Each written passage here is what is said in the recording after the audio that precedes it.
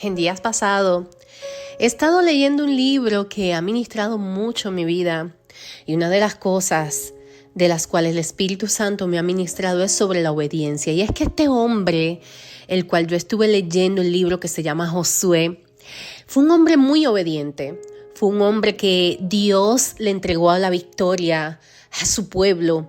Porque este hombre, a quien él levantó como un líder, que fue el sucesor de Moisés, fue un hombre muy obediente. Él siguió y se ocupó de seguir cada instrucción, de todo lo que Dios le pidió que hiciera al pie de la letra. Y la realidad es que tú y yo, cuando estamos sirviendo al Señor, tenemos que ser dirigidos por Dios.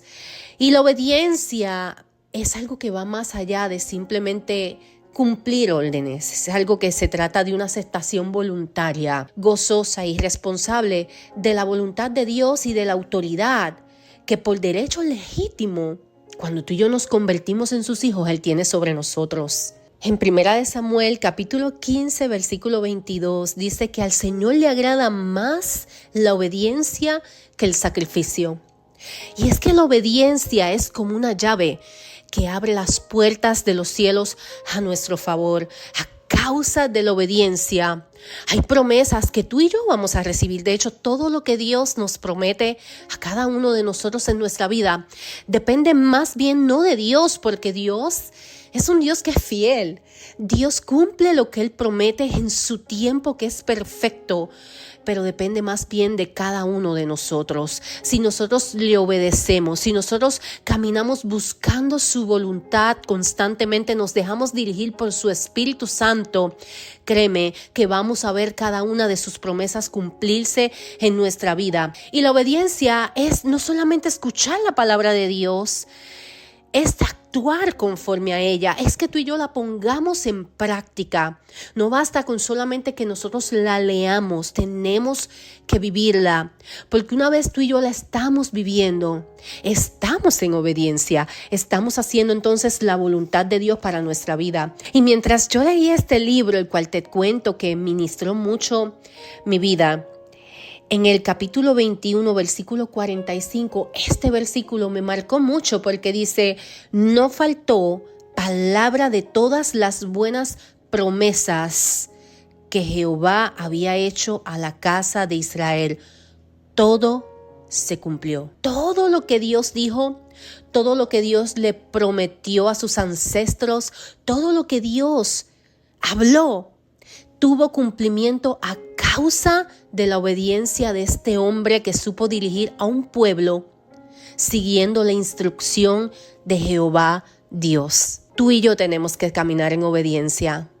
Tú y yo no podemos decir que servimos al Señor, pero andamos como si no tuviéramos a alguien que nos guíe. El Espíritu Santo nos guía y nos ayuda en todas las cosas. Y nosotros tenemos que procurar entrar en esa obediencia, entrar en eso que Dios anhela que tú y yo entremos, para entonces poder recibir esas bendiciones que ya tienen nuestro nombre, porque aún desde la eternidad Dios las preparó para ti, para mí, en este tiempo.